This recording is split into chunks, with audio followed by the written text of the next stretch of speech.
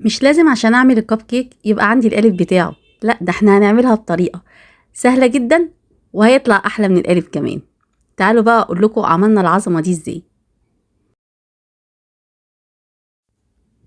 اول حاجة جبت الخلاط بتاعي ونزلت ببيضتين، ولازم تكونوا مطلعينها من قبلها بشوية يا بنات، يعني بدرجة حرارة المطبخ. ونزلت عليهم ببكوين من الفانيليا او معلقة من الفانيليا السايلة، وعليهم بنص كوباية من السكر، نص كوباية من الزيت، ونص كوباية من اللبن او الحليب. وخلي بالكم يا بنات يبقى نفس معيار الكوباية اللي هتعايروا بيها واحد. ونزلت بكوباية زبادي صغيرة بالشكل ده كده، واضربهم بقى في الخلاط لغاية ما اللون بتاعهم يفتح ويبقى كريمي، واحس ان السكر دايب بالشكل ده كده.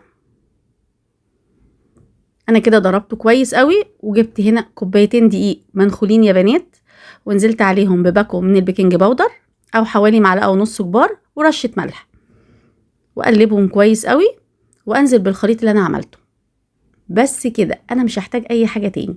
اضربهم بقى كويس قوي بالمضرب، اتأكد ان مفيش اي تكتلات من الدقيق بالشكل ده كده. ولو السمك حسيتوه ان هو تقيل شوية زودوا له معلقة لبن، بس هو بالنسبة لي كان زي الفل كده، ما زودتلوش اي حاجة.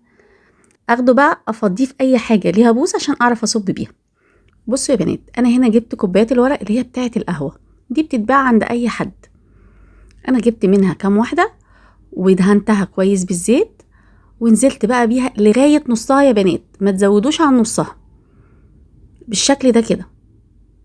عاملة بقى كل الكوبايات كده بالشكل ده، وانزل بقى في نص الكوباية بنص معلقة صغيرة من اي نوع مربى انتوا تحبوه، ولو عايزين شوكليت حطوا، الموجود عندكم حطوه.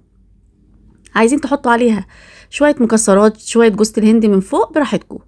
انا كده هاخدها وادخلها الفرن على درجة حرارة 180، هتقعد حوالي 30 دقيقة، من 25 30 دقيقة هتطلع تبقى معاكي بالشكل القمر ده. ادهني بقى الوش، عندك عسل نحل حطي، عندك مربى حطي براحتك. انا دهنت الوش بمربى الفراولة اللي انا استخدمتها. وبعد كده بقى حبيت احط في كده في كام واحدة شوية جوز الهند، والباقي انا اكتفيت بالمربى بس بالشكل ده كده يا بنات. عاوزة اقول لكم شكل وطعم خطير، حاجة كده وهم. بصوا بتتفك ازاي بكل سهولة، ولا لازقة ولا اي حاجة. شايفين شكلها عامل ازاي؟ بصوا يا بنات، لو لقيتوا الوش بتاعها لسه فاتح تقدروا تشغلوا عليها الشواية دقيقتين بس يا بنات. شايفين بقى هشة وطرية ازاي؟ طعمها كان خطير.